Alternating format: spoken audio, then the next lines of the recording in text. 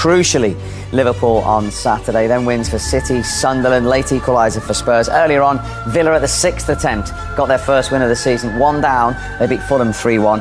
Arsenal were 1 down as well. They've beaten Newcastle 2-1. And we've got the Monday night football to come. And of course, we have seen 31 goals so far in this Premier League weekend. That's the most of the season. And listen to this, 9 of those 31 goals have come in the 90th minute or later, including, of course, Gabriel's winner at St James's Park. But that's what Arsenal fans wanted to see when they woke up this morning. Back within 2 points of Liverpool. What a swing over the weekend. Liverpool lose late on Saturday. Arsenal win late on Sunday. And suddenly it now plays out 15 to 13 points. And of course we have the biggest righty smile that we will see for some time. He enjoyed that last minute winner. Shay less so. More from them and all the reaction to come from St James. But they had to be patient. Righty did use that word at half-time at 1-0 down. Mikel Moreno, once of Newcastle, of course. He's only been on 14 minutes. Yeah. He seems to have an... Well, I guess you've been through every possible emotion today. Right now, is it a feeling only football can give you?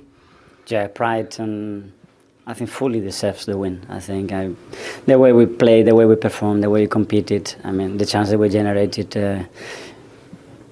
I think we fully deserve to win the game. We did it in a very dramatic manner at the end, but so happy and so proud for the team. You said something before the game about scars making a team. Mm-hmm. Did it feel like all those heartbreaking moments that you've had here were kind of poured into the whole game, but particularly the last few minutes? 100%, and that's how you get to a different level. But going through those moments and taking the learnings and experiences from it, and we discussed that in the game, and it's a massive opportunity now to make a statement and to prove to everybody and ourselves the team that we are, and we certainly did with the performance, and thankfully with the results as well at the end. So is that what that was, a statement? Well, and for ourselves, yes, just to prove, because it's a terrific team. It's so difficult to play against, and we already played at Old Trafford, we played at Anfield, we played Man City, we already played here very early in the season, and again, the level of consistency and quality we showed in the performance today was top. Impact in this situation, though, doesn't it? Well, you know, getting into the box at this stage, obviously, he's always going to cause a problem. He's brilliant in the air, but that cross there, that's just a great cross. And the header, again, if you're in that area and the ball's coming in with that kind of whip on it, and you could just guide it towards the goal. You see Nick Pope, who saved literally everything today. You can't really do anything with that. It's going away from you. He's just glanced it on, and it's just a fantastic ball in, and, you know, Marino's done brilliantly to be in there to get it. Brilliant. Yeah, I mean, the delivery and the header is absolutely brilliant. I mean, Newcastle will probably look at the defensive side. I think, could they got someone out quicker? A bit like the Arsenal goal they conceded. Could someone go out and sort of stop the cross? But again, Rice doesn't even took a touch there, right, is he? It's a great layoff and first time, and it's a brilliant... You see here when it comes back to the Newcastle players, maybe slow getting out. Rice is free, but he knows if he takes that first time, and the run from Marino as well, it's a brilliant header, really is. Nick Pope's got no chance. He was inspired today, by the way, made some great saves. Yeah, that's quality. That's a quality goal there. You know, that's a quality goal. Now, at that point, Shay, Livramento had unfortunately been stretched off. There'd been a triple substitution. Voldemar had gone off as well. Did they look, Newcastle, like a little bit more disorganised, sort of square pegs? Possibly. I don't think they were too disorganised in the sense you weren't hanging on like loads of saves and clearances and last-ditch tackles. I didn't feel that way.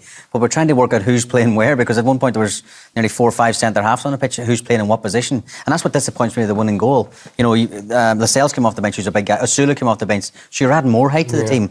You know, you've already got, Chow, Botman, Dan Burn, you've got a big team there. So disappointing that realistically just like a straightforward corners come in from Odegaard. Good delivery, don't get me wrong, but... What's the goalkeeper's view of this like then? Well, I feel like I hear the shout off, Nick, and I know there's someone challenging him. Is it Saliba perhaps on the keeper? I can't really see. He's just in front of him, Saliba, yeah. And he just blocks blocking. But it's not a foul, it's not enough, to be honest. And Arsenal are very clever at this. But I don't know if Dan Burns ducked out of it a bit because he heard Pope. He couldn't get off the ground. No, but he heard Pope shouting. Yeah, maybe. It was definitely a clear shout from Pope. I think... Shay, it does, from a goalkeeper's point of view, has he got to make sure that he gets disengaged from where Saliba is, because that is so close. If you're not going to get the Dan Burns and the Botmans going and attacking that, the goalkeeper has to surely, from where that's gone in the goal, he's got to be at least getting a punch on that. That's the frustrating thing. You know, Saliba's very clever, so it's difficult. Doesn't matter how big you are, right, as a goalkeeper. If the defender's strong, it's hard to get round him sometimes. And I think that's what he's done. But I think Pope did shout, and he maybe shouted early, and then Saliba's come in late and sort of blocked his path. Right. And I think the shout has sort of took Dan Burn, thinking, I'm just going to keep this Arsenal player out of the way, and Nick Pope's going to come and deal with it.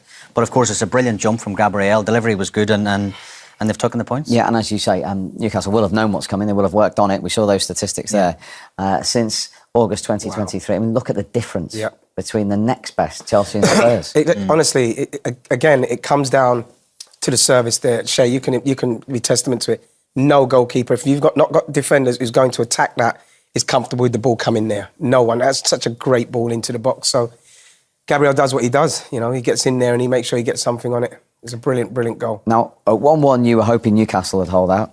At 1-1, Wrighty was actually asking the Lord, weren't you, to do something for divine intervention here. There's a Sunday. Sometimes you just have to go to a higher place when you need what you need. Is that where you were? Ah, jeepers.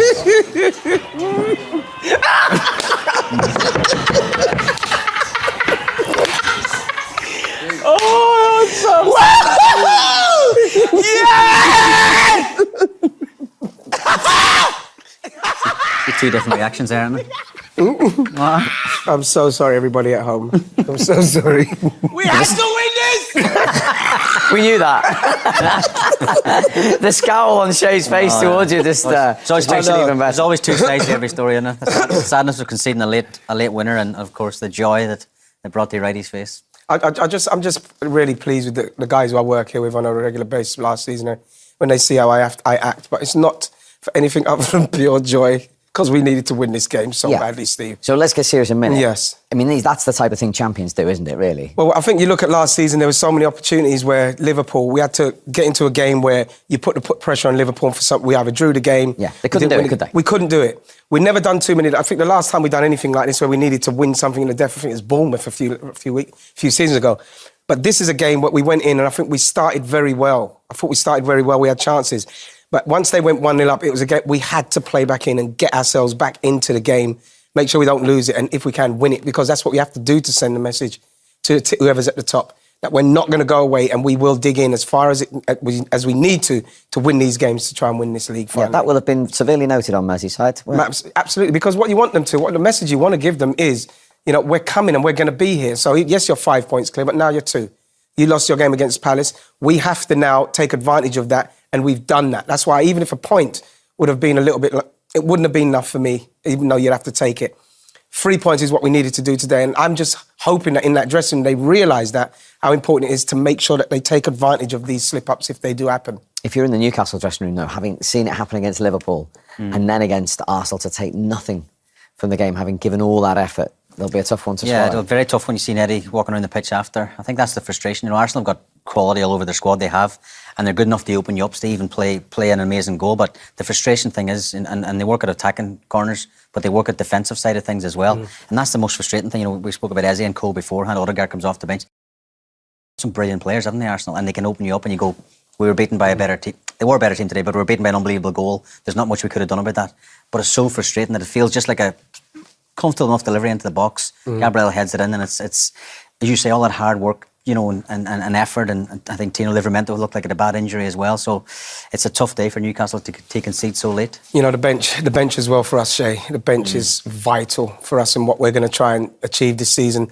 And we've already seen on a few occasions, we've seen Martinelli, we've seen Trossard, we've seen Marino now. They're coming off the bench and they're making a difference. Odegaard coming off the bench making a difference. We're able to now be able to take someone like Saka off and bring Martinelli on, and, you know, people making differences off the bench. And that's what it's going to probably take. It's going to take that for us. And sometimes the manager's going to get the selection right, but then he's got the players on the bench where he can maybe change it around. And I think people need to have a little bit more patience with some of the decisions the manager makes and see once it's done if the players can justify the decisions he's made so as we can win games. Yeah, because with that squad depth that he wants comes added issues and problems, doesn't it, in terms of getting the right 11 for each game. Yeah, and pressure as well, because like there's a lot of talk now with people, with the manager saying, well, you've got the team you want. You spent a lot of money to get this team and assemble this team. We're talking about it, Shay. So now there's not too many more chances you can get in respect of making it happen with a squad that's capable of doing it. So he's now got to manoeuvre those players and get them into the position, whether they're playing off, coming off the bench, to deliver when they come on, because this is the year, I think, to deliver. Yeah, I mean, he's got an unbelievable squad, and I think you maybe hit the nail on the head there, Steve, when you said about sometimes it's nearly easy to pick the first 11, but it's the 5 or 6 You're looking at the bench, you're looking at 5 or 6 full internationals.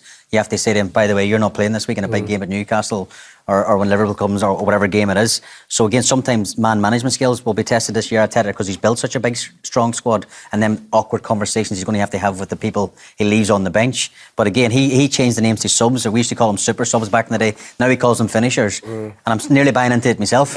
No, it's true, but because the guys are coming off the bench and they are making a difference. Martinelli, we've seen in the last couple of weeks, coming off the bench. And he still didn't get a start today. And he still didn't get a start, but he's saying it gives them a belief that they can do something when they do come off the bench. Let's go to St James's Park and talk to the man who was back, and he led Arsenal out with that captain's armband on today. 𝐿𝐿𝐄𝐒𝐒𝐈𝐕𝐄 Saka is joining us. 𝐿𝐿𝐄𝐒𝐒𝐒, very well done. We're all saying that feels hugely significant, that Gabriel goal. Does it to you?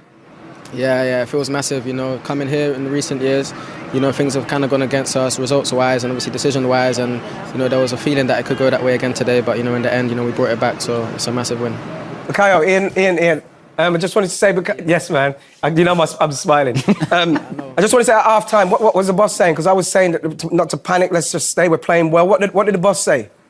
Yeah, it was exactly that. We were completely on top of them, dominating them. I think they had one chance and they scored it, and in these games, it's not just enough to control. We have to be a bit more clinical and take our chances, which is what we tried to do in the second half. And yet another goal from a corner. 36, I think it is, since the start of last season. I mean, it's some unbelievable record. And the delivery, 𝐿𝐿𝐄𝐒𝐒, each time. Yeah, well, it's something we work on because we know how important it can be. And today it won us the game, so we're more than happy. Yeah, Declan's ball for the equaliser. Martin Ødegaard's for that one. Yeah. Beautiful scenes, man. Yeah, if you're an Arsenal player, I mean, Newcastle's a tough place to come, 𝐿𝐿𝐄𝐒𝐒, and of course that's proven in the last couple of years. So even the psychological side of it, you guys going up there today and winning after Liverpool losing last night must be big for you guys. Yeah, of course we know the Premier League's a long season, and all the big teams will drop points along the way. We just have to focus on ourselves, and today we got the job done, and that's all we can continue to focus on. And talking about dropping points, I mean, we're only so early into the season, but when Liverpool have a blip like yesterday, does that add to the determination before the game today to make them pay and do your job? Yeah, in the back of our minds, we know that. I'm not going to lie and say that. We're not aware of that. But of course, we know, like I said, it's a long season and it's still very, very early. So it's just about staying there, staying in around it, and just winning games. That's all our focus is right now. And what does it do to the belief when you keep going in a game like this and get your rewards so late on yet again? Yeah, we need that. It's something, we try to do, especially when we're down in a game. We want that belief. We want to believe that we can score at any moment, whether it's the first or last minute. And today's going to give us a massive belief. And yeah, we're going to be really happy with that. And hopefully, we can win games earlier. But if we have to do it again, we can do it because we've shown it. You have indeed. Well done. Great win. Safe travel home. Thank you very much. Well done, Captain. Cheers, Ratty. There's that big smile, almost as big as yours. I mean, he talks like he plays as well, doesn't he, 𝐿𝐿𝐄𝐒𝐒? Yeah. Because his influence, as you said right from the off, when he's in, he's the talisman. Yeah. And the thing is that, because you don't see it too often, as him coming off the pitch when he's not injured, coming off the pitch is always, it used to be something where you feel you're a little bit, oh no, 𝐿𝐿𝐄𝐒𝐒's going off. But now, like I say, with the bench we've gotten, with the belief that the guys now have, even when 𝐿𝐿𝐄𝐒𝐒 goes off, we still feel like we've got enough on the pitch to create. I thought Martin Ødegaard came on and I thought he was really busy, he was really sharp, and he was really moving the ball around, kept it in that 10 area. But getting back to our previous point, he'll be one of those who feels he should be playing. He's normally been a starter. Well, the thing is, he's our captain. You like to think that when he's properly fit, he will probably start somewhere. But then what you want is the team to continue to play well enough where then 𝐿𝐿𝐄𝐒 has got a problem in who he picks. And whoever's coming off the bench they have to contribute so as they can stay in the team or play in the team. For Newcastle, it's still just one league win all season. Finding that's a concern? It's starting to get a concern, yeah. We looked at, you've seen the table before, you think Aston Villa have a really poor start, but they're equal in points now with Newcastle. So, again, it's a frustration. I don't think they're playing that bad. I think Eddie mentioned last week about it's a transitional time for the new players to settle in, get into the team. But we know the Premier League is a tough league, Steve. They'll want to get ambitions to get back into the Champions League. And the longer these points keep slipping away and that more wins don't come, then it'll be a concern. And of course, they are, like Arsenal in Champions League action this week. Yeah. They're going to have to juggle that again, aren't they? Definitely. The squad is deeper, but at the same time, you need to get results in the Premier League, the bread and butter. OK, Wrighty's going to enjoy the evening. Thank you very much indeed, Wrighty and 𝐿𝐿𝐄𝐒, for your company today. Well, what a weekend already at this early stage of the Premier League season. Liverpool on Saturday, conceding late and losing. Arsenal on Sunday, scoring. Calm on the ball, play out. very good. He's like a middleweight boxer. He's all top. He's top heavy in respect of his strength, all at the top end. Watch when he gets into the when he's tight with him now, just the strength. Look, he's got him, and then the strength, and he's away, and he's playing. You know, a top player for us in respects of pace, defensive. You know, this is Doku. You know, caused Doku a problem. And I remember with watching him against Vinny Jr. for Real Madrid, real top performance. You know, he's one of our best players this season. But Anthony Gordon can provide that spark for Newcastle, and they've missed him. Yeah, the thing you would say as well, obviously he has had a 3-game suspension, Anthony Gordon, so again, you'll be a bit fresher. You're not playing every 3 or 4 days, and again, I think when you get sent off like he did against Liverpool, I think it's against Van Dijk, the challenge, he'll probably feel like he's let the club down, his teammates down a wee bit. I know it probably meant in good intention, he didn't really mean to get sent off, I don't think personally, but you still feel from a personal level that he'd be like, right, I have to put that right with the fans, with myself, and I want a big performance today. Obviously it's a huge game when Arsenal come into town, and again in the last couple of seasons, you know, Newcastle have done really well against Arsenal, and I think if Newcastle are to win today, I think Anthony Gordon has to have a big game. He scored, of course, in the Champions League in that period against Barcelona as well. Now on the other side, to have Saka back, he's missed 15 Premier League games since his debut. They've only won 7 of them without him. I mean, he's an influence. He's got the armband as well today. He's our talisman player. You know, obviously we're hoping that Eze can get that kind of recognition, and so we can have 2 of them in there, providing what we need to create for players like 𝐿𝐻𝐒𝐒𝐈𝐕𝐄. But like, yeah, Saka being back, we've seen what happens when he's playing for us, how good he is, his creation, his goal scoring, what he does for us, and him up against Dan Burn is something that I'm really looking forward to, because I've seen that on a few occasions, and I know he's caused Dan Burn a lot of problems. So to see Dan Burn out there I was a little bit surprised, but at the same time, if we can get the ball there early enough and we can get him going at Dan Burn quick, you know, I know they're friends, you know, hopefully that you know, we can get something from that passage, you know. Yeah, I mean, Eddie understandably wasn't giving anything away. Why would he? But the way they've been warming up here is with a back 4, with Dan Burn in that position, directly against Saka. Yeah, well, we have seen Eddie warm up like this before and then go to a back 3 as soon as the ref kicks off of her. But at the same time, you know, we would imagine this is going to be the back 4. And again, Dan Burn is one of them kind of players that really likes to get tight, really likes to sort of harass Saka, you know, but that can play into Saka's hands as well. You know, if he gets too tight, he can spin him. There's loads of space behind Dan Burn, and we know Dan Burn's good in the air and physically very strong. But when he comes to pace in a 1v1 situation, Saka will probably blow him out of the water. So again, the likes of Joe Linton in front of that perhaps have to come across and perhaps double up on Saka, because he is a real threat.